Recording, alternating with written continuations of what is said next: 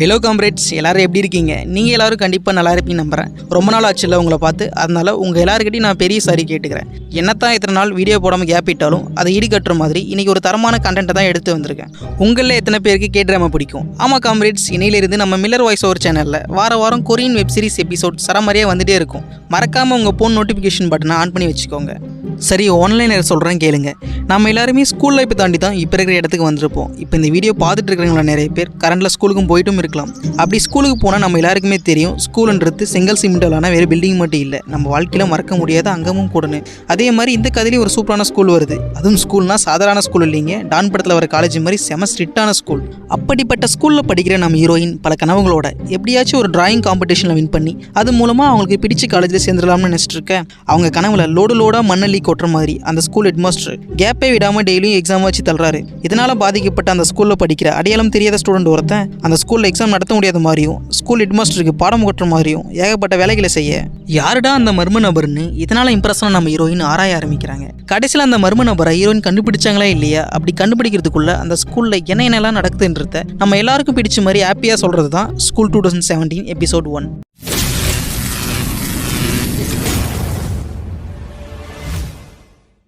நீங்கள் பார்த்துட்டு இருக்கிறது மில்லர் வாய்ஸ் ஓவர் அண்ட் நான் உங்கள் மில்லர். இது வரைக்கும் இந்த சேனலை சப்ஸ்கிரைப் பண்ணாமல் இருந்தீங்கன்னா சப்ஸ்கிரைப் பண்ணுங்கள். மறக்காமல் பெல் ஐக்கனை கிளிக் பண்ணுங்கள். சோஷியல் மீடியாவில் ஃபாலோ பண்ணாதவங்க ஃபாலோ பண்ணிக்கோங்க. இப்போ எல்லாரும் நோட் புக்கும் லஞ்ச் பேக்கை மூட்டை கட்டிக்கோங்க. நம்ம ஸ்ட்ரெயிட்டாக ஸ்கூல் 2017 போகலாம். ஓப்பனிங் சீனில் நல்லா பாலிஷ் போட்ட பாளையங்கோட ஜெயில் மாதிரி பலன்னு ஒரு ஸ்கூலை காட்டுறாங்க. அப்போ திடீர்னு பேக்ரவுண்டில் பரிதாபமான குரலில் ஒரு பொண்ணோட புலம்பல் கேட்குது. Exams exams exams, I don't like it, I avoid, but exams likes me, I can't escape. இந்த நேரத்தில் நாங்கள் எல்லாரும் வேண்டிக்கிறது என்னென்னா, ப்ளீஸ் காட், இந்த எக்ஸாம் கிட்ட இருந்து எப்படியாச்சும் எங்களை காப்பாற்றுங்கன்ற ஒரு விஷயத்தை மட்டும்தான். நாங்கள் வேண்டினது வருண பகவானுக்கு கேட்டுச்சோ என்னவோ. அப்போ தான் அந்த அதிசயம் நடந்துச்சு. நாங்கள் எக்ஸாம் எழுத முடியாமல் கஷ்டப்படுற நேரமாக பார்த்து வானத்திலிருந்து பெய்கிற மழை இன்னைக்குன்னு பார்த்து கிளாஸ் ரூம் சீலிங்கில் இருந்து வந்தது. ஓ காட் இஸ் கிரேட். இது வெறும் மழை மட்டும் இல்லை, எங்கள் எல்லோரோட விடுதலை. அப்புறம் இதுதான் ஒரு சாதாரண 18 வயசு ஸ்கூல் படிக்கிற பொண்ணோட க்யூட்டான கதை, என்னோட கதை அப்படின்னு அந்த வாய்ஸில் சொல்ல இப்போ உடனே ஃப்ளாஷ்பேக்கை காட்டுறாங்க. அடுத்த சீனில் 5 நாட்களுக்கு முன்புன்னு சைடில் வர பசங்க பொண்ணுங்கன்னு எல்லாரும் எத்தனை நோக்கி உசுறு கொடுத்து ஓடிட்டு இருக்காங்க. அப்படி எங்கடா இவங்க எல்லாரும் ஓடிட்டு இருக்காங்கன்னு நாம நினைக்க எல்லாரும் ஒரு ரூமுக்கு வெளியே அவசரமாக வந்து ஆஜராகிறாங்க. இதில் முதலாளாக முந்தியடிச்சு ஒரு பொண்ணு நிற்கிறாங்கல்ல, அவங்க தான் நம்ம ஹீரோயின் ரோசம் இல்லாத ரோஸ். அவங்கள பற்றி அப்புறம் பார்க்கலாம். அப்போ அங்கிருந்து டீச்சர் ஒரு லிஸ்ட்டை வச்சுட்டு ரேங்க் 1லேருந்து 10 வரைக்கும் முதல்ல சாப்பிடுவாங்கன்னு கூப்பிட்றாரு. இப்போதான் நமக்கே தெரியுது இவங்க உசுறு கொடுத்து ஓடி வந்தது மதியான சோறை முதல்ல கொட்டிக்கிறதுக்குன்னு. அப்படி அந்த டீச்சர் சொன்ன உடனே டாப் ரேங்க்ல இருக்கிறவங்க மேலே வராங்க. அதில் முதலாளாக வரது தான் இந்த கதையோட செகண்ட் ஹீரோ படிப்பாளி ரவி. ஆக்சுவலாக ரவி தான் இந்த ஸ்கூல்லேயே ஃபர்ஸ்ட் ரேங்க். அடுத்தது ரேங்க் 11 to 20 இருக்கிறவங்க வாங்கன்னு டீச்சர் கூப்பிடுறாரு. அதாவது இந்த ஸ்கூலில் ரேங்க் வச்சு தான் வரிசையாக சாப்பிட அலோவ் பண்ணுவாங்க போல. இதுலேருந்தே நமக்கு தெரியுது இந்த ஸ்கூல் எவ்வளோ ஸ்ட்ரிக்ட்னு. அப்புறம் ஒரு வழியே நம்ம ரோஸ் லைனில் நின்று ரூமோட வாசப்படிக்க வந்திட திடீர்னு ஹீரோயின் பின்னாடி நிற்கிற பொண்ணு, அடியே ரோஸ் சீக்கிரம் நவுரடி, பசியில் ஆல்ரெடி என் வயிற்றுல யாரோ ட்ரம்ஸ் வாசிக்க ஆரம்பிச்சிட்டாங்கன்னு புலம்புறான். அட இவ யாருன்னு சொல்ல மறந்துட்டேன்ல, இவ தான் லூசு புள்ள லூசி, நம்ம ஹீரோயினோட பெஸ்ட் ஃப்ரெண்டுங்க. அந்த நேரத்தில் ஒரு பையன் அவன் பாட்டும் லைனில் நிற்காம மேலே வரான். டீச்சரும் எதுவும் சொல்ல மாட்டாரு. அது மட்டும் இல்லாமல் சாப்பாடு போடும்போது அவனுக்கு மட்டும் ஸ்பெஷலாக ஆம்லேட்லாம் வைக்கிறாங்க. யாருடா இந்த முதல் மரியாதை முருகானந்தம்னு நம்ம பார்க்க அப்புறம் தான் தெரியுது இவன் தான் அந்த ஸ்கூலோட ஓனர் பையன். அதனால தான் தலைவருக்கு மட்டும் இவ்வளவு சகல வசதிகளும் வழங்கப்படுது போல. அப்புறம் இருக்கிற மிச்சி மீதியை போட்டுட்டு ஹீரோயின் சாப்பிட வரும்போது, அடியே லூசி, பட்டர் கேக்கு மாதிரி ஷேப்பாக இருந்த என் பேசு இப்போ உலத்தோட மாதிரி உருட்டியாச்சுடி, பேசு ஷேப்பாக இருந்தால் தான் என் செல்லக்குட்டி ஜாக்குக்கு பிடிக்கும்னு ரோஸு சொல்கிறான். அதாவது ஜாக்கின்றவன் யாருன்னா நம்ம ஹீரோயினோட க்ரஷ். அடுத்த சீனில் ரோஸு சத்தமே இல்லாமல் கிளாஸை விட்டு வெளியே வந்து மேலே இருக்கிற விண்டோவை பார்த்து லூசி லூசி பேகை தூக்கி போடுன்னு சொல்கிறான். நம்ம தலைவி கிளாஸை கட்டடிக்க போகிறாங்க போல. லூசியும் விண்டோவை ஓப்பன் பண்ணி ரோஸோட பேகை தலைக்கெல்லாம் தூக்கி போட பேகுக்குள்ள இருந்து பேப்பர்லாம் கொட்டிருச்சு. அடியே லூசு லூசி, உங்கள்கிட்ட போய் தூக்கி போட சொன்ன பாருன்னு ரோஸ் நினைக்க, சாரி மச்சி, பேக்ல இருந்து கை கொஞ்சம் ஸ்லிப் ஆச்சுன்னு லூசி சொல்கிறான். அப்புறம் ஒவ்வொரு பேப்பராக ரோஸு பொறுகிட்டு இருக்க அங்கே வந்த ரவி கீழே இருக்கிற பேப்பர்ஸ்லாம் எடுத்து கொடுத்து ரோஸுக்கு ஹெல்ப் பண்ணுறான். பொதுவாகவே ஃபர்ஸ்ட் ரேங்க் வாங்குற பசங்களுக்கு ஒரு அட்டிடியூட் இருக்கும். ஆனால் ரவி அப்படி இல்லை, ரொம்ப நல்ல பையன். பேப்பரை எடுத்து கொடுத்துட்டு, ஏ ரோஸ், நீ பேக் எடுத்துட்டு எங்கே கிளம்ப பார்க்குறேன்னு ரவி கேட்க, நான் ஒரு முக்கியமான வேலையை வெளியே போகிறேன்டா படிப்பாளின்னு ஹீரோயின் சொல்கிறான். ஓ அப்படியா, சரி நீ எங்கே வேணா போ, ஆனால் யாரு கண்ணிலையும் மாட்டாமல் போ, உனக்கு அட்டன்ஸ் நான் போட்டுக்கிறேன்னு ரவி சொல்கிறான். அதாவது ரவி ஃபர்ஸ்ட் ரேங்க் ஸ்டூடெண்ட் மட்டும் இல்லை, அவன் தான் கிளாஸ் லீடரும் கூட. டேய் நல்லவனே, உன்ன மாதிரி ஆளுங்க இருக்கிறதுனால தானே நாட்டில் மழை பெய்யுதுன்னு சொல்லிட்டு ஹீரோயின் அந்த இடத்த விட்டு எஸ் ஆயிடுறான். அடுத்த சீனில் ஸ்டாப் ரூமு காட்ட அங்கே ரவி ஒரு ஸ்டாப் கிட்ட லீவுக்காக பர்மிஷன் கேட்டுட்டு இருக்கான். ஆக்சுவலாக இவர் தான் ரவியோட கிளாஸ் டீச்சர் ப்ரொஃபசர் பார்த்தசாரதி. ரொம்ப நல்ல மனுஷன், வெள்ளந்தியான ஆளும் கூட. ஏ ரவி, நீ படிக்கிற பையன் தானே, எதுக்குடா உனக்கு லீவுன்னு ப்ரொஃபசர் கேட்க, சார் நான் அங்குக்கு நியூஸில் நடக்கிற எஸ்ஏ காம்படிஷனில் பார்ட்டிசிபேட் பண்ண போகிறேன், அதுக்கு தான் எனக்கு லீவ் வேணும்னு ரவி சொல்றான். ஏய் சூப்பர்டா, உனக்கு எதனா டவுட்னா என்கிட்ட வந்து கேளுன்னு பார்த்தசாரதி பர்மிஷன் லெட்டர் கொடுத்து கூடவே அவருடைய பாக்கெட்ல இருந்து கொஞ்சம் பணத்தை எடுத்து டாக்ஸிக்கு வச்சுக்கோன்னு ரவி கிட்ட கொடுக்குறாரு. ஏற்கனவே சொன்னல ரொம்ப நல்ல மனுஷன்னு. அடுத்த சீன்ல ரோஸ் சைக்கிள் ஸ்டாண்ட்ல உட்காந்து சராமரியா மேக்கப் போட்டுட்டு இருக்க. பார்த்து பொறுமையா போடு, அடிக்கிற மேக்கப்ல மூஞ்சே மறைஞ்சிட போகுதுன்னு திடீர்னு பக்கத்துல ஒரு குரல் கேக்குது. எவன்டா என்னையே கலாய்க்கிறதுன்னு ரோஸ் பின்னாடி திரும்பி பார்த்தா ரேம்போ. அவனும் கிளாஸை கட்டடிக்கிறான் போல. டே ரேம்போ, நீயுமாடா கிளாஸை கட்டடிக்கிற? இப்படி ஒருத்தரா அக்கா மாதிரி கட்டடிக்க ஆரம்பிச்சா கடைசியில் யாரடா இந்த ஸ்கூலை கட்டி காப்பாத்ததுன்னு தலைமுடியில இலை சொருகிறது கூட பார்க்காம ரோஸ் போஸ் கொடுக்க, நீ ஒரு அரை மெண்டல் தான் நினைச்ச ரோஸ், ஆனா நீ ஆளே மெண்டல்னு இப்பதான் எனக்கு தெரியுதுன்னு ரேம்போ பைக்கை ஸ்டார்ட் பண்ண. டே வீணா போனவனி, நான் போனதுக்கு அப்புறம் வண்டி ஸ்டார்ட் பண்றா, இப்போ என்ன எடுக்கிற, சத்தம் கேட்டு யாராவது வந்துட்டு போறாங்கன்னு ரோஸ் சொல்ல ரேம்போ அவன் பாட்டு வேகமா கிளம்பிட்டேன். நம்ம ரோஸும் அவசரமா சைக்கிள் எடுத்துட்டு எஸ்கேப் ஆயிட்டான். அப்படி ஜாலியா ரோஸ் சைக்கிள்ல போயிட்டு இருக்கும்போது ரெண்டு பேரும் வேணும்னே ரோஸை இடிக்கிற மாதிரி வேகமா பைக்ல கிராஸ் பண்ணிட்டு போக ரோஸ் தடுமாறி கீழே விழுந்துட்டா. அப்ப அந்த பக்கம் பைக்ல வந்த ரேம்போ, என்னமா ரோஸ் நடு ரோட்ல தனியா அங்க பிரதட்சணை பண்றேன்னு கேட்க, நீ கேப்படா கேப்ப, அந்த பசங்க என்ன கீழே தள்ளிட்டு போயிட்டான்னு ரோஸ் சோகமா சொல்றான். திடீர்னு போன பசங்க திரும்பவும் இவங்களை நோக்கி வேகமா வர ரேம்போ உடனே ரோஸை பைக்ல ஏத்திட்டு திரும்பி வந்து அந்த பைக்கர்ஸ்க்கே ஒரு ஸ்டண்ட் காட்டி அவங்கள கீழே விழ வச்சுட்டு ரெண்டு பேரும் எஸ்ஐடுறாங்க. அப்புறம் ஒரு பெரிய காலேஜுக்கு முன்னாடி ரேம்போவை வண்டியை நிறுத்த சொல்லி ரோஸ் அங்கேயே லிப்ஸ்டிக்கை லைவா போட்டுட்டு, என்னடா தம்பி ரேம்போ அக்கா கியூட்டா இருக்குனான்னு கேட்க, எம்மா ஆளினால் அழகி, யாரும் மயக்கிறதுக்கு இவ்வளோ அலங்காரம்னு ரேம்போ கேட்கறான். இதெல்லாம் என் செல்லக்குட்டி ஜாக்குக்காக தாண்டான்னு ரோஸ் சொல்லிட்டு இருக்கும் போதே அவளுக்கு ஒரு கால் வர அந்த காலை அட்டன் பண்ணி, ஏ ஜாக், நான் காலேஜுக்கு முன்னாடி தான் இருக்கேன், இப்போ உடனே வந்துடுறேன்னு உள்ள ஓடிட்டுறான். அப்புறம் ஒரு பெஞ்சில் ரோஸோட டைரியை ஒரு அழகான பையன் பார்த்துட்டு இருக்கிறத காட்டுறாங்க. இவர் தான் நம்ம ரோஸோட செல்லக்குட்டி ஜாக். அதாவது ரோஸ் என்னுடைய பேச டைரியில வரைஞ்சை காட்டி இம்ப்ரெஸ் பண்ண ட்ரை பண்ணிட்டு இருக்கா போல. ஸ்டார்டிங்லேயே உங்ககிட்ட சொல்லியிருப்பேன் ரோஸ் நல்லா வரைவான்னு. ஜாக்கும் அதுக்கேற்ற மாதிரி ரொம்ப நல்லா வரைஞ்சிருக்க ரோஸ் சூப்பர்னு சொல்ல நம்ம ரோஸுக்கு ஒரே வெக்கம் தான். ஆக்சுவலா ரோஸுக்கு தான் இவன் மேல கிரஷ், ஆனா ஜாக் சும்மா டைம் பாஸுக்கு தான் இவ கூட பேசிட்டு இருக்கான். திடீர்னு, ஏய் ரோஸ், உனக்கு ஒன்று தெரியுமா, நீ நல்லா படிச்சு மார்க் வாங்கினா கண்டிப்பா என்னுடைய காலேஜ்லயே உனக்கு சீட் கிடைக்கும், அப்புறம் நாம டேட்டிங் கூட போகலாம்னு சொல்லிட்டு, சரி உன்னுடைய ரேங்க் என்னன்னு ஜாக் கேட்க, இதை கேட்ட ரோஸ் இப்போ ஒரு பிளாஷ்பேக்கை நினைச்சு பார்க்க, அடியே ரோஸ், நீ 10 ரேங்க் ஏறி இப்போ 270வது ரேங்க் வந்துட்டான்னு அதுவே ஒரு அச்சீவ்மெண்ட் மாதிரி லூசி சந்தோஷமா சொல்றான். ஆமாங்க, நம்ம ரோஸ்க்கு சுட்டு போட்டாலும் படிப்பு வராது. ரோஸ் அதெல்லாம் நினைச்சு பார்த்துட்டு, ஆமா நான் கூட நல்லா படிப்பேன், ரீசெண்டா எழுதின எக்ஸாம்ல கூட டாப் 10 ரேங்க்ல வந்தேன்னு சும்மாவே அடிச்சு விட்டுறா. அப்படி அவங்க ரெண்டு பேரும் பேசிட்டு இருக்கும்போது திடீர்னு அந்த இடத்துக்கு வந்த ரேம்போ ரோஸை கையை பிடிச்சு கூட்டிட்டு போக பார்க்க ஜாக் அவனை நிறுத்தி, யாரடா நீன்னு கேட்கறான். அதுக்கு நான் தாண்டா ரேம்போன்னு சொல்லி ஜாக்குக்கு வலுவா ஒரு குத்து விட்டுட்டு, ஒரு ஸ்கூல் படிக்கிற பொண்ணை எப்பரா நீ டேட் பண்ணலாம்னு ரேம்போ கேட்க, தம்பி நீ எங்களை தப்பா புரிஞ்சுட்டேன்னு ஜாக் சொல்றான். இப்ப யார் தப்பா புரிஞ்சுக்கிட்டாங்கன்னு பாருடான்னு ரேம்போ திரும்பவும் அடிக்க போக ரோஸை அடிக்க விடாம குறுக்குல வந்து நின்றுட்டு அவனை கூட்டிட்டு வந்துடுறான். டே ரேம்போ, உனக்கு என்ன பைத்தியமா, இப்பதான்டா நல்லா பேசி ஒரு ஃப்ளோக்கு எடுத்து வந்திருக்கேன், அதுக்குள்ளேயே இப்படி வந்து கெடுத்துட்டியாடா, நீ குத்தன குத்தல என் செல்லக்குட்டி ஜாக்கோட பேசிக்குதுன்னு ஆகிறது என்ன ஆகுறதுன்னு ரோஸ் சொல்ல, அப்போ அவன் என் மூஞ்சில குத்தி இருந்தா பரவாயில்லையா உனக்குன்னு ரேம்போ கேட்கறான். அதுக்கு ரோஸ், என் செல்லக்குட்டியோட ஹேண்ட்ஸமான பேசும் உன்னுடைய பேசும் ஒன்னான்னு சொல்ல, ஓ நீங்க அப்படி வரீங்க, ஆமா வரும்போது எப்படி வந்தேன், சைக்கிள்ல தானே, திரும்ப அதிலே போன்னு சொல்லிட்டு ரோஸை விட்டுட்டு ரேம்போ கிளம்பிடுறான். இது தேவையா நம்ம ரோஸுக்கு? அப்புறம் ரோஸ் கீழே விழுந்த சைக்கிளை தள்ளிட்டு வரும்போது ஜாக்கி கிட்ட இருந்து, நான் நல்லா இருக்கேன், நீ பார்த்து வீட்டுக்கு போன மெசேஜ் வர ரோஸ் ஜாக்கி சொன்னதை நினைச்சிட்டே வீட்டுக்கு போறான். அடுத்த நாள் லாஸ்டா நடந்து முடிஞ்ச எக்ஸாமோட ரிசல்ட் வந்துட்டு எல்லாரும் நோட்டீஸ் போர்டில் அவங்களுடைய ரேங்க் என்னன்னு பாக்குறாங்க. சந்தேகத்துக்கு இடமில்லாம இந்த வாட்டி நம்ம ரவி தான் ஃபர்ஸ்ட் ரேங்க். அப்ப நம்ம ஹீரோயின் ரிசல்ட்டை பார்க்கும்போது தான் தெரியுது ரோஸ் 10 ரேங்க் குறைஞ்சி இப்போ 280வது ரேங்க் வந்துட்டான்னு. அப்புறம் கிளாஸும் ஸ்டார்ட் ஆகிட, இங்க பாருங்க பசங்களா, நாளைக்கே உங்களுக்கு இன்னொரு மார்க் டெஸ்ட் வைக்க சொல்லி மேலிடத்துல இருந்து உத்தரவு வந்திருக்குன்னு ப்ரொஃபசர் பார்த்தசாரதி சொல்ல பசங்க எல்லாரும் அப்செட் ஆயிடுறாங்க.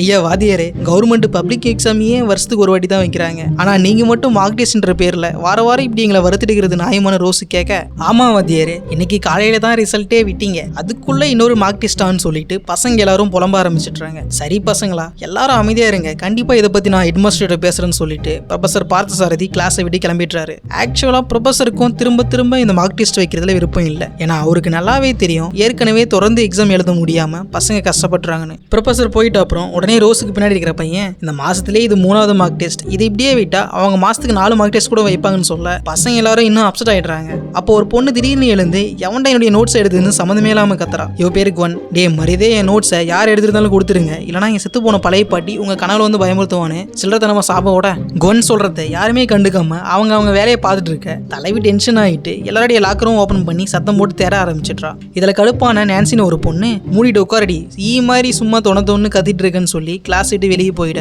அவ கூடவே அவருடைய அல்லக்கைங்களும் கூட போயிடுறாங்க. எல்லா கிளாஸ்லயும் ஓவரா சீன் போடுற கேர்ள்ஸ் கேங் இருப்பாங்களே, அவங்க தான் அது. நான்சி போயிட்டு அப்புறமும் கொன்னு சத்தம் போட்டுட்டே இருக்க, ஏமா கொன்னு உன் தலையில என்ன மண்ணா இருக்கு, நீ மட்டும் தான் இந்த கிளாஸ்ல இருக்கிற மாதிரி ஓவரா சத்தம் போடுறேன்னு இன்னொரு பொண்ணு கேட்கறா. அதை கேட்டு இப்போ என்ன சொன்ன? அப்ப நீ தான் என்னுடைய நோட்ஸ் எடுத்தியான்னு கவன்னு அவ கூட சண்டைக்கு போக அந்த சண்டையை தடுக்க போன ரோஸை பிடிச்சி கீழே தள்ளுன்னு கிளாஸே கலவரமாயிருது. ஆக்சுவலா கிளாஸ்ல எல்லாரும் எப்பவும் ஜாலியா தான் இருப்பாங்க. ஆனா தொடர்ந்து எப்ப எக்ஸாம் வைக்க ஆரம்பிச்சாங்களோ அப்ப இருந்து தான் எல்லா பசங்களும் கொலர் ஆயிட்டாங்க.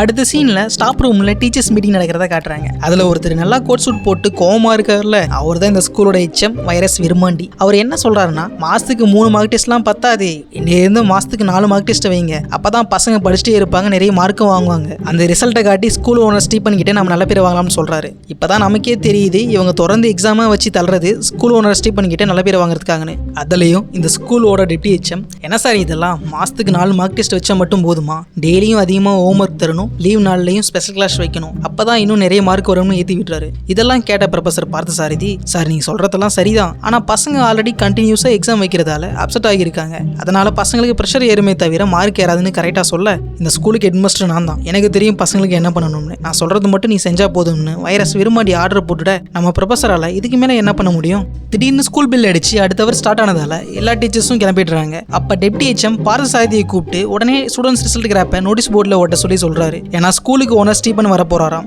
டெப்டி HM வால்டர் சொன்ன மாதிரி ப்ரொஃபசர் கிராப்பை ஓட்டிட்டு இருக்கும் போதே ஸ்கூல் ஓனரை வந்துடுறாரு.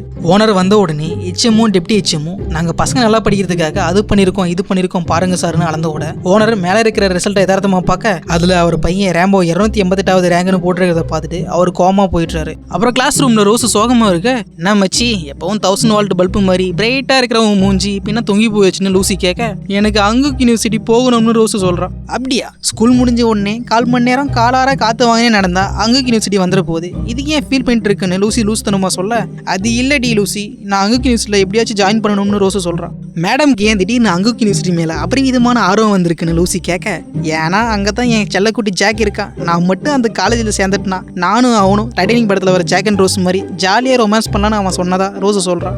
ஆக்சுவலா ஒருவேளை காலேஜில் சேர்ந்தா ஜாக் டேட்டிங் பண்ணலான்னு மட்டும் தான் சொல்லியிருப்பான். ஆனா தலைவி கற்பனையில கதையே எடுத்து விட்டுறான். அப்போ ரோஸோட தோல் மேல ஒரு ஸ்டிக் சைலண்டா வந்து படுது. யாருன்னு திரும்பி பார்த்தா டீச்சரு. இவர் தான் ஸ்ட்ரிக்ட் ஸ்ரீகாந்த். நம்ம ரோஸ் படிக்காம பேசிட்டே இருந்ததால டீச்சர் கிட்ட மாட்டிக்கிட்டா போல. அவரு கேட்கிற ஒரே கேள்வி நீ என்ன ரேங்க் எடுத்திருக்கேன்றது மட்டும்தான். அதுக்கு சைலண்டா ரோஸ் 280ன்னு சொல்றான். 280வது ரேங்க் வச்சுட்டு நீ மாடு மேய்க்க போறியா இல்ல குப்பை பொறுக்க போக போறியா? இனிமே என் கிளாஸ்ல நீ படிக்காம பேசிட்டு இருந்த உன் அப்பாவை வர சொல்லி உன்னை முன்னாடி சொன்ன 2 வேலையில ஒண்ணுல சேர்த்துக்கிட்ட சொல்லிடுவேன்னு மிரட்டிட்டு போயிடுறாரு. இதுதாங்க ஸ்கூல்ல ஆவரேஜா படிக்கிற ஸ்டூடெண்ட்ஸ் எல்லாருக்கும் கிடைக்கிற மரியாதை. அப்புறம் கிளாஸ் முடிஞ்ச உடனே எவ்வளவு தைரியம் இருந்தா அந்த வாதியர் உன்னை மாடு மேய்க்க போக சொல்லலாம். 280வது ரேங்க் வாங்கினது இந்த நாட்டில் என்ன மாபெரும் மகா குற்றமா? அது எப்படி உன்னை மாடு மேய்க்க சொல்லலாம்னு லூசுப்புல லூசி தலை வெட்டின கோழி மாதிரி எகிரிட்டு இருக்க. அடியே லூசி, அந்த வாதியர் கூட என்ன ஒரு வாட்டி சொல்லி தான் அசிங்கப்படுத்தினாரு. ஆனா நீ அவரு சொன்னாரு அவர் சொன்னாருன்னு சொல்லியே 1000 வாட்டி சொல்லி காட்டடின்னு ரோஸ் லூசியோட கழுத்து பிடிக்க, என்னமா ரோஸே நீ அங்கு யூனிவர்சிட்டி போகிறதுக்கு பதில் லூசியை கொலை பண்ணிட்டு ஜெயிலுக்கு போயிரு போலன்னு பக்கத்துல ஒரு குரல் கேக்குது.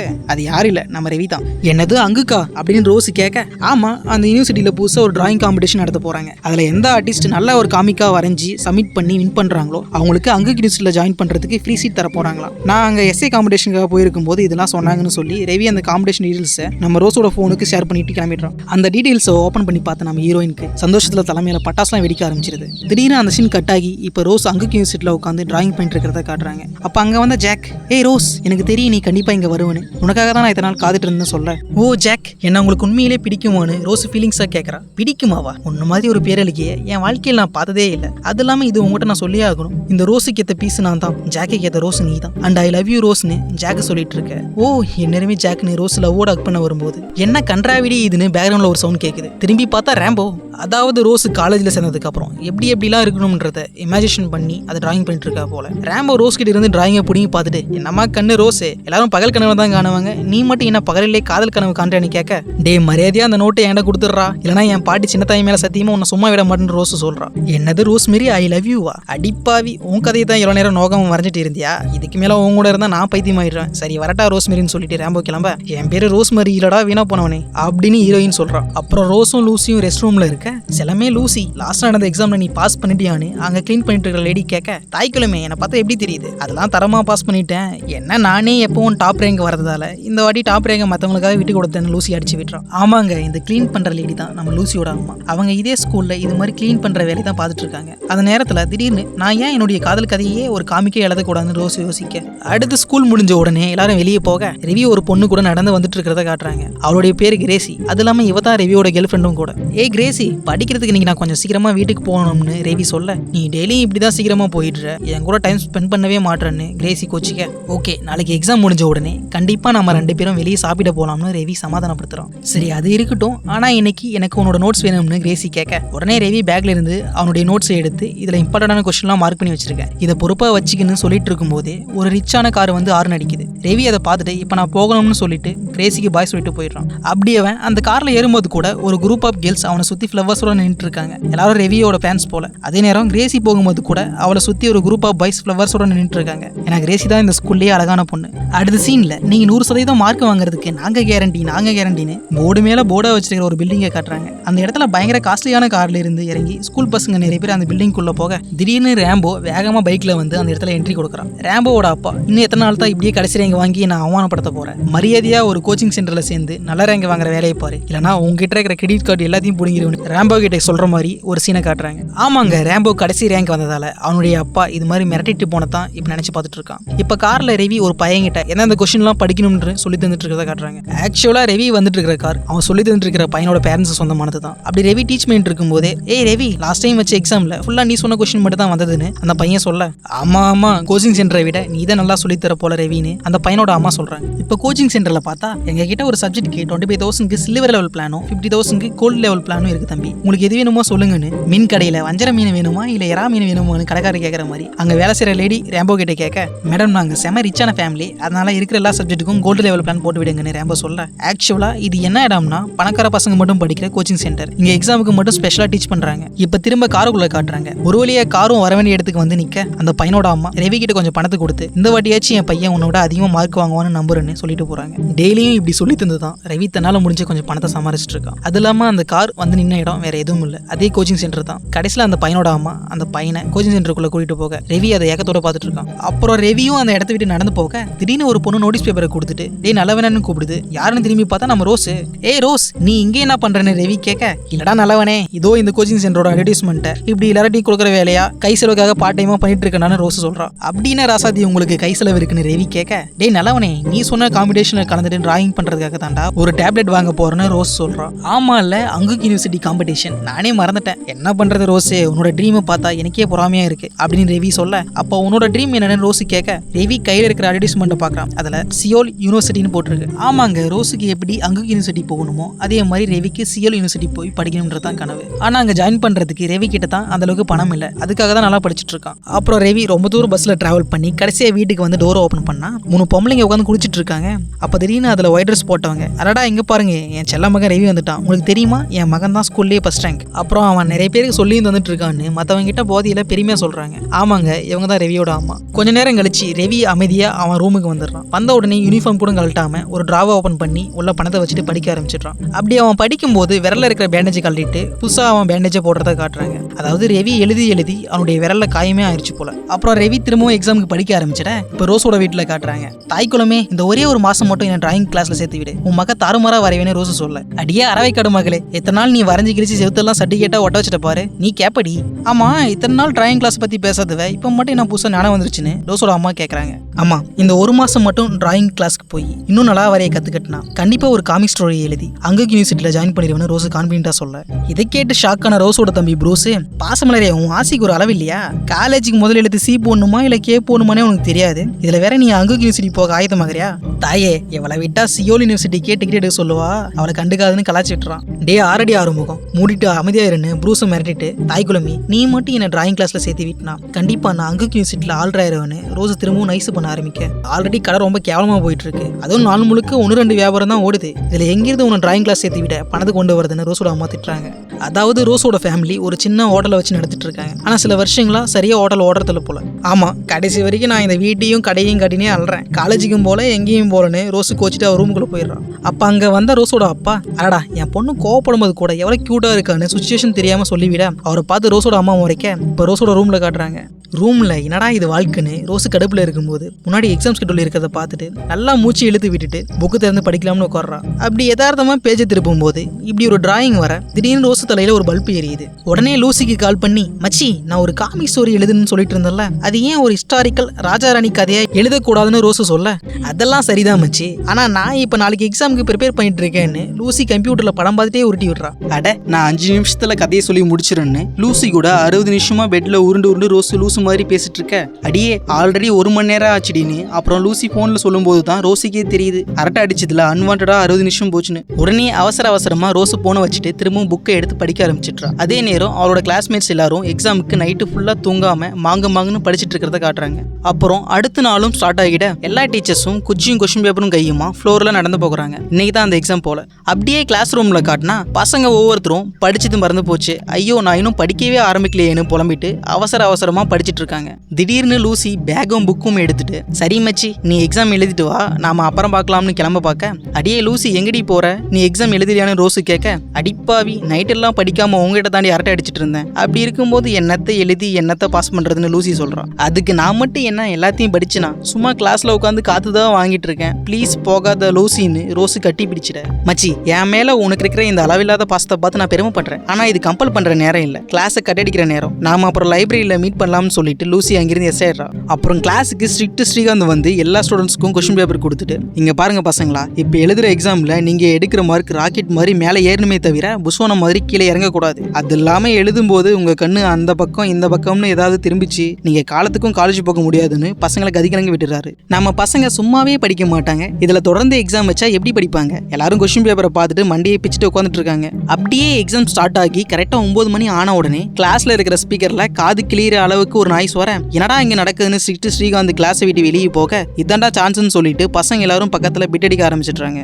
சரி இதோடு முடிஞ்சுதான்னு பார்த்தா திடீர்னு மேல இருக்கிற எமர்ஜென்சி வாட்டர் ஸ்பிரிங்க்லர்ல இருந்து கிளாஸ் ஃபுல்லா தண்ணி பீச்சி அடிக்க, ஏதோ காலமெல்லாம் காஞ்சி போன பாலைவனத்துல இருக்கிற ஒட்டகத்து மேல கனமழை பெய்யற மாதிரி பசங்க எல்லாரும் கொஸ்டின் பேப்பரை தூக்கி போட்டுட்டு குத்தோட்டம் போட ஆரம்பிச்சிடுறாங்க. இதுல கிளாஸ்ல இருக்கிற பசங்க வேற இந்த விஷயத்தை எவன் பண்ணான்னு தெரியல, இனி அவன் தானே நம்ம ஹீரோ, அவனுக்கு தங்கத்துல சிலை வைக்கணும்னு சொல்ல நம்ம ஹீரோயினுக்கு எக்ஸாம் என்ன சந்தோஷத்துல பைத்தியமே பிடிச்சிருச்சு. அது இல்லாம ரோஸோட கிளாஸ்ல மட்டும் இப்படி நடக்கல, மற்ற class room, dining room, staff room, லேப்னு ஸ்கூல்ல எல்லா இடத்துலயும் வாட்டர் ஸ்பிரிங்க்லர் ஆன் பண்ணிருக்காங்க. அப்படி நம்ம ப்ரொஃபசர் பார்த்தசாரதியும் தண்ணியில நினைஞ்சிட்டு வெளியில வந்து நிக்க, அப்போ முன்னாடி யாரோ ஸ்கை ப்ளூ கலர் கொடையில ஷைனிங்கா வர, பற்ற வைக்கும் பார்வைக்காரி ஏன் பார்வைக்காரி, பற்ற வைக்கும் பார்வைக்காரி அரரே அரரே அப்படின்னு ப்ரொஃபஸருக்கு பேக்ரவுண்ட்ல பாட்டு ஓடுது. அவங்க கிட்ட ஆமா நீங்க யாருன்னு பார்த்தசாரதி கேட்டா, உங்க ஸ்கூல் ரொம்ப அமேசிங்கா இருக்குன்னு சொல்லிட்டு அவங்க பாட்டும் போயிட, நம்ம ப்ரொஃபஸர் யாருடா இவன்னு வாய போனது பார்த்துட்டு இருக்காரு. அடுத்த சீன்ல மீட்டிங் ஹால்ல எல்லா ஸ்டூடெண்ட்ஸையும் நிக்க வச்சு, என் கட்டுப்பாட்டுல இருக்கிற ஸ்கூல்ல எவ்வளவு தைரியம் இருந்தா உங்கள ஒருத்தர் இது மாதிரி பண்ணுவீங்க, அது யாருன்னு கண்டுபிடிக்காம விட மாட்டேன். அது இல்லாம எக்ஸாம் கேன்சல் ஆனதா கனவுலையும் நினைச்சு பார்க்காதீங்க, இதே எக்ஸாமை இந்த வாரமே டபுளா வைக்க போறேன்னு HM வைரஸ் வெறுமாண்டி வீரவசனம் பேசிட்டு இருக்க, அப்ப நம்ம ரோஸ் அவ நோட்ல HM ஏதோ வில்ல மாதிரி வரைஞ்சிட்டு, அடியே லூசி ஸ்கூல்ல எக்ஸாம் வச்சு அட்டூழியம் பண்ணிட்டு இருக்கிற HM கிட்ட இருந்து ஸ்டூடெண்ட்ஸை காப்பாத்தும் சூப்பர் ஹீரோ பிடிச்சிட்டேன், இதுதான் காமிக் ஸ்டோரியோட கதைன்னு கதை கிடைச்ச சந்தோஷத்துல குதூகலமாயிட்ட ரோஸ் சத்தமா கத்திட, ஹெட்மாஸ்டர்ல இருந்து எல்லாரும் திரும்பி பார்த்து ஹீரோயினை முறைக்க ஆரம்பிச்சிடுறாங்க. அதுக்கப்புறம் ஸ்டாப் ரூம்ல எட்டி பார்த்தா ஏதோ வெளில வந்து விசிட் பண்ணிட்டு போன மாதிரி எங்க பார்த்தாலும் தண்ணியா இருக்கு, எவன் இதை செஞ்சான்னு தெரியல, ஆனா நம்மள நல்லா செஞ்சுட்டு போயிட்டான்னு டெப்டி HM புலம்ப, அப்ப அந்த இடத்துக்கு வந்த வைரஸ் விரும்பாண்டி வாசப்படிக்காவே லைட்டா வலிக்கையில போக, ஏற்கனவே கடுப்பா இருந்தவரை இன்னும் கடுப்பாகிட்டு சீக்கிரமா இந்த ரூமை கிளீன் பண்ணுங்க அப்படின்னு கோமா கத்துறாரு. அப்புறம் இவங்க தான் ஆபீசர் விஜயசாந்தி. இன்னைக்கு நடந்த இந்த அசம்பாவிதத்தை இன்வெஸ்டிகேட் பண்ண நான் இவங்களை ஸ்பெஷலா அப்பாயிண்ட் பண்ணிருக்கேன்னு HM பார்த்தசாரதி சைடு அடிச்ச லேடியை இன்ட்ரடியூஸ் பண்ணி வச்சுட்டு, நான் இருக்கும்போது என் ஸ்கூல்ல இப்படி பண்ணிட்டாங்க, என் ரத்தம் எல்லாம் கொதிக்குன்னு வைரஸ் விரும்பாண்டி கோவமா சொல்ல, சார் இதுக்கு காரணமானவங்களை கண்டுபிடிச்சு கண்டிப்பா நம்ம ஜெயிலுக்கு அனுப்பணும்னு டெப்டி HM சொல்றாரு. தப்பு பண்ணவங்களை சும்மா விட்டா எல்லா ஸ்டூடெண்ட்ஸ்க்கும் பயம் விட்டு போயிடும், அதனால அவங்களை கண்டிப்பா ஜெயில தான் போடணும், நீங்க என்ன சொல்றீங்க மேடம்னு HM விஜயசாந்தி பார்த்து கேட்க, ஆமா சார் நீங்க சொன்னது தான் கரெக்ட், நான் கண்டிப்பா அந்த குற்றவாளியை கண்டுபிடிச்சு உங்க கண்ணு முன்னாடி நிறுத்துவேன்னு ஏதோ இன்டர்நேஷனல் டெரரிஸ்ட தேடுற மாதிரி விஜயசாந்தி வாக்கு கொடுக்குறாங்க. அப்ப ஸ்ட்ரிக்ட் ஸ்ரீகாந்த் இது ஒருத்தர் 2 பேர் பண்ண மாதிரி தெரியல, நிறைய பேர் முன்கூட்டியே பிளான் பண்ணி எக்ஸிக்யூட் பண்ண மாதிரி தெரியுதுன்னு சொல்ல, HM திடீர்னு பார்த்தசாரதியை கூப்பிட்டு அந்த கல்பிரேட்டை பிடிக்கிற வரைக்கும் விஜயசாந்தி கூட இருந்து நீ அவங்களுக்கு ஹெல்ப் பண்ணணும்னு சொல்லிட்டு போக, அதை கேட்ட நம்ம பார்த்தசாரதிக்கு வயிற்றுல பட்டாம்பூச்சி பறக்க ஆரம்பிச்சிருது. அதுக்கப்புறம் இந்த வேலையை பண்ணவன் இந்த விஷயத்தை அதோட மட்டும் நிறுத்தாம செவுத்துல இருக்கிற HM போட்டோல கைவரிசை காட்டுறது, டீச்சர்ஸ் யூஸ் பண்ற ரெஸ்ட் ரூம்ல கம்ம கொட்டி விட்டுறது, ஓனர் அப்பா சிலையோட தலையை தட்டி தூக்குறதுன்னு பயங்கரமா பற்பல வேலைகளை பார்த்து விட்டுறான். அடுத்த சீன்ல கிளாஸ் ரூம்ல பார்த்தா இந்த வேலையை ஒரே ஒரு ஆளால பண்ணிருக்க முடியாது, ஒரு குரூப்பா தான் பண்ணிருப்பாங்கன்னு ஒருத்தனும், அந்த குரூப் கண்டிப்பா மிஷன் இம்பாசிபிள் படத்துல வர மாதிரி ஒரு சீக்ரெட் ஆர்கனைசேஷனா தான் இருக்கும்னு ஒருத்தனும், அவங்க நம்ம ஸ்கூல் ஸ்டூடெண்ட்ஸா கூட இருக்கலாம்னு ஒருத்தனும் இருந்தாலும் மாற்றி மாற்றி அவங்க இமேஜினேஷன் பண்ணதை சொல்லிட்டு இருக்காங்க. எது எப்படி இருந்தாலும் இந்த வேலையை பண்ணவங்க ஒரே நாளில் ஸ்டூடெண்ட்ஸ் கிட்டையும் டீச்சர்ஸ் கிட்டையும் வேற லெவலில் ஃபேமஸ் ஆகிட்டாங்க. இப்போ ரேம்போவும் ஒரு பையனும் ரோட்ல நடந்து போயிட்டு இருக்க. ஏண்டா ரேம்போ, ஒருவேளை இதை பண்ணவங்க அவஞ்சஸோட பீட்டிமா இருப்பாங்களோன்னு கூட இருக்கிறவன் தற்குறித்தனமா கேட்க, இது மாதிரி விஷயத்தையெல்லாம் அறிவில்லாதவங்களும் வேலையெல்லாம் முட்டா பசங்க தான் பண்ணுவாங்கன்னு ரேம்போ சொல்றான். அடுத்து டைனிங் ஹாலில் ரோஸும் லூசியும் சாப்பிட்டுட்டு இருக்காங்க. எனக்கு தெரிஞ்சு இது பண்ணவன் ஒரே ஒருத்தனா தான் இருக்கும்னு ரோஸு சொல்ல, எதை வச்சு இது பண்ணவன் ஒருத்தன் சொல்றேன்னு லூசி கேட்க, ஏன்னா ஹீரோஸ் எப்பவும் தனியாக தான் வேலை செய்வாங்க, கிட்டத்தட்ட பேட்மேன் மாதிரி. அது இல்லாமல் இந்த விஷயத்தை பண்ணவன் நீதியின் அடையாளம், அடக்குமுறையிலே நம்மளை காக்க வந்த அவதாரம் அப்படின்னு அல்டிமேட்டா சொல்லி ரோஸ் அவ நோட் புக்ல வரைகிறா. அதாவது தன்னுடைய காமிக் ஸ்டோரியில எந்த கதையை போடலாம்னு மண்டையை பிச்சுட்டு இருந்த ரோஸுக்கு காலையில் நடந்த இந்த சம்பவம் ஒரு வரப்பிரசாதமா அமைஞ்சிருச்சு. அதனால ஹெட்மாஸ்டர் வைரஸ் விரும்பாண்டிய ஒரு கொடூரமான வில்லனாகவும் அவருக்கு ஆப்போசிட்டா இந்த வேலையெல்லாம் பண்ணிட்டு இருக்கிறவன ஒரு சூப்பர் ஹீரோவாகவும் ரோஸ் தன்னுடைய கதையில எழுதிட்டு இருக்கா. அடுத்த சீன்ல லைப்ரரியில 4 பேர் உட்காந்துட்டு இருக்க. அதுல ஒருத்தன் இப்போதைக்கு எந்த விஷயமும் செய்ய வேண்டாம், நான் சொல்ற வரைக்கும் அமைதியா இருந்தா மட்டும் போதும்னு ஒரு வாட்ஸ்அப் குரூப்ல மெசேஜ் போட, அதுக்கு அந்த லைப்ரரியிலே இருந்த இன்னொருத்தன் ஓகே அப்படியே பண்றோம்னு ரீப்ளே பண்றான். அடப்பாவீங்களா, இவங்க தான் அந்த சீக்ரெட் ஆர்கனைசேஷனானு நாம நினைக்க ரூம்ல இருக்கிற யாரோட பேசும் காட்ட மாட்டாங்க. அதுக்கப்புறம் ஏதோ ஒரு ரூம்ல இருந்து ரெவியும் வெளியே வர, அதே நேரத்துல அங்க ரேம்போவும் வந்து நிக்க. அது வரைக்கும் போனை யூஸ் பண்ணிட்டு இருந்த 2 பேரும் இப்ப பாக்கெட்டுக்குள்ள வைக்கிறாங்க. ஒருவேளை இவங்க 2 பேர்ல யாரோ ஒருத்தர் தான் அந்த கேங்ல இருப்பாங்களோன்னு நாம நினைக்க, அப்புறம் ரேம்போ ரெவியை கிராஸ் பண்ணிட்டு போகும்போது, சே என்ன ஒரு மோசமான நாளுடா இதுன்னு சொல்லிட்டு போறோம். அதை கேட்ட ரெவி, இப்படி சைக்கோ மாதிரி வாழ்றதா உனக்கு பிடிச்சிருக்கான்னு ரேம்போவை பார்த்து கேட்க, முன்னாடி போயிட்டு இருந்த ரேம்போ திரும்பி வந்து, ஆமாண்டா பிடிச்சிருக்கு, ஒரு நாள் இங்க இருக்கிறவங்களுக்கு உன்னுடைய உண்மையான அடையாளம் தெரியும் போது நீ என்ன பண்றேன்னு நானும் பாக்குறேன்னு ரேம்போ சொல்றான். அதுக்கு நீ என்கிட்ட வாங்கின குத்த மறந்துட்டியான்னு ரெவி சொல்ல, மறக்கலடா, நான் அடிச்ச அடியை நீயும் மறந்திருக்க மாட்டேன்னு நம்புறேன்னு ரேம்போ சொல்ல, 2 பேரும் ஏதோ பகையாளி மாதிரி மாத்தி மாத்தி முறைச்சு பார்த்துட்டு கொஞ்ச நேரத்துல கிளம்பிடுறாங்க. இதுல இருந்து இவங்க 2 பேத்துக்கு நடுவுல ஏதோ பெரிய சம்பவம் நடந்திருக்குன்னு நமக்கு தெரிய வருது. அடுத்த நாள் கிளாஸ்ல நம்ம ஸ்ரீகாந்த் ஒரு பொயமை எழுதி போட்டுட்டு, நான் உங்களுக்கு 10 நிமிஷம் தான் டைம் தருவேன், அதுக்குள்ள நீங்க இந்த பொயமை மெமரி பண்ணணும், அதுக்கப்புறம் நான் உங்ககிட்ட கொஸ்டின் கேட்பேன், புரிஞ்சுதான்னு சொல்ல, இந்த பக்கம் பார்த்தா நம்ம ரோஸ் தன்னுடைய காமிக் ஸ்டோரியை கலைநயத்தோட வரைஞ்சிட்டு இருக்க, படிக்காம சும்மா வரைஞ்சிட்டு இருந்ததால கரெக்டா ஸ்ரீகாந்த் கிட்ட மாட்டிக்கிட்டா. வாதியாரு ரோஸோட நோட் புக்கை புடிங்கி வச்சுக்க, ஐயா இது நீங்க நினைக்கிற மாதிரி இல்ல, இது என்னுடைய டிராயிங் ஸ்கில் இம்ப்ரூவ் பண்றதுக்காக ரோஸ் சமாளிக்க பாக்குறா. இங்க பாரு ரோஸ், உன்னை நான் குறை சொல்ல மாட்டேன், ஏன்னா உன் களிமண் தலையில அறிவுன்றது அரகிராம் கூட இல்ல, அதனால நீ எப்ப கிராஜுவேட் ஆகிறியோ அப்ப வந்து இந்த நோட் புக்கை வாங்கிக்கணும் வாதியார் சொல்றாரு. ஐயா இதுதான் என்னுடைய உசிரே, இது இல்லைன்னா நான் செத்துருவேன் அப்படின்னு ரோஸ் ஆக்டிங்க போடுறான். ரோஸ் கெஞ்சிரதை பார்த்துட்டு வாதியாரும் கொடுக்கலாம் தான் யோசிக்கிறாரு. ஆனா அதுக்கு முன்னாடி அந்த நோட் புக்கை வாதியார் புரட்டி பார்த்தா உள்ள சேவத்துல இருந்து தண்ணி பீச்சி அடிக்கிற மாதிரியும் அதுக்கு நடுவுல ஒரு சூப்பர் ஹீரோ நிக்கிற மாதிரி இருக்க. வாதியார் அந்த நோட்டை எடுத்து போயிடாரு. போகும்போது சும்மா இல்லாம ரேம்போ போன நோண்டிட்டு இருக்க, அவனுடைய போனையும் புடிங்கிட்டு போயிடுறாரு. அப்பயும் நம்ம ரோஸ் விட்டுற மாதிரி இல்லையே. ஐயா வாதியாரு, என்னை பார்த்தா உங்களுக்கு பாவமா இல்லையா, அதை தயவு செஞ்சு கொடுத்துருங்கன்னு ரோஸ் திரும்பவும் கெஞ்ச ஆரம்பிக்க, அப்ப அங்க வந்து ரேம்போ, ஐயா என்னுடைய போனை கொஞ்சம் கொடுக்குறீங்களா, அது எங்க அப்பா கிஃப்டா கொடுத்ததுன்னு சொல்ல, ஸ்ரீகாந்த் டக்குன்னு போனை எடுத்து கொடுத்துறாரு. இதை பார்த்த நம்ம ரோஸுக்கு பயங்கர ஷாக்கு. ஐயா இதெல்லாம் நியாயமே இல்ல, இது நீதிக்கு புறம்பான செயல், அவனுடைய போனை மட்டும் திருப்பி கொடுத்துட்டீங்க, என்னுடைய பொருளையும் கொடுங்க, இல்லைனா இதுக்காக நான் சாகர வரைக்கும் போராட்டம் பண்ணுவேன்னு ரோஸ் ரோசமா கேட்க, அவனோட அப்பா இந்த ஸ்கூலோட ஓனர், அதனால அவங்ககிட்ட அதிகாரம் இருக்கு, உனக்கு அதிகாரம் வேணும்னா நீ படிச்சு டாப் ரேங்க்ல வரணும், அப்பதான் இந்த பொருள் உனக்கு கிடைக்கும்னு ஸ்ரீகாந்த் சம்மந்தமே எல்லாம் பேசிட்டு போயிடுறாரு. அடுத்த சீன்ல ரோஸ் லைப்ரரியில உட்காந்துட்டு இருக்க, அவளை அறியாமலேயே அவ கால் துடிக்குது, பல்லு படப்படன்னுது. சொல்ல போனா அவளுக்கு அவன் நோட் புக் இல்லாம பைத்தியமே பிடிச்ச மாதிரி இருக்க. என்னடி ஆச்சு ரோஸ் உனக்குன்னு லூசி கேட்க, சட்டுன்னு இழந்த ரோஸ் எனக்கு எப்படியாச்சும் அங்குக்கு யூனிவர்சிட்டி போகியே ஆகணும்னு சொல்றான். அடுத்த ஸ்கூல் முடிஞ்சு எல்லாரும் வெளியே போன அப்புறம் வீட்டுல திட்டுப்பால் குடிக்கிற போன மாதிரி ஒளிஞ்சு ரோஸ் திருட்டு நம்ம ஸ்டாப் ரூம்குள்ள போகிறான். அதாவது ஸ்ரீகாந்த் நோட் புக் எடுத்து போனதால நம்மளால அதை ஆட்டை போட வந்திருக்கா போல. உள்ள போய் பார்த்தா செவத்துல ஒட்டி இருந்த ஸ்டூடெண்ட்ஸோட ரிசல்ட் பேப்பர்லாம் தரையில கிழிஞ்சிருக்க. என்னடா இதுன்னு ரோஸ் எடுத்து பார்த்துட்டு இருக்கும் போது யாரோ வர மாதிரி இருக்க. அவ சத்தம் போடாம டேபிள் பின்னாடி ஒழிச்சிக்கிறான். பார்த்தா பிளாக் கலரை உட்டி போட்ட ஒருத்தன் அங்க இருக்கிற எல்லா டாக்குமெண்ட்ஸையும் முக்கியமான பேப்பர்ஸையும் நெருப்புல போட்டு எரிச்சிட்டு இருக்க. அந்த நேரத்துல ரோசி உட்டி போட்டுருக்கிறவனோட பேச பார்த்துட்டு, அட பாவி இது எல்லாத்தையும் பண்ணது நீயானு ஷாக் ஆகி கேட்க, இந்த இடத்துல ஒரு பயங்கரமான தீ மியூசிக் போட்டு அப்படியே இந்த எபிசோட முடிக்கிறாங்க. என்ன காம்ரேட்ஸ், இந்த கதை நல்லா இருந்ததா? கண்டிப்பா இந்த வெப் சீரிஸ் உங்களுக்கு பிடிச்சிருக்கும்னு நான் நம்புறேன். இந்த வீடியோ பிடிச்சிருந்தா லைக் பண்ணுங்க, ஷேர் பண்ணுங்க, சப்ஸ்கிரைப் பண்ணுங்க, மறக்காம பெல் ஐக்கனை கிளிக் பண்ணுங்க. சோஷியல் மீடியாவில் ஃபாலோ பண்ணதவங்க ஃபாலோ பண்ணிக்கோங்க. மீண்டும் உங்களை அடுத்த எபிசோடு சந்திக்கும் வரை இது மில்லர் வாய்ஸ் ஓவர் அண்ட் நான் உங்கள் எர்னஸ்டோ மில்லர்.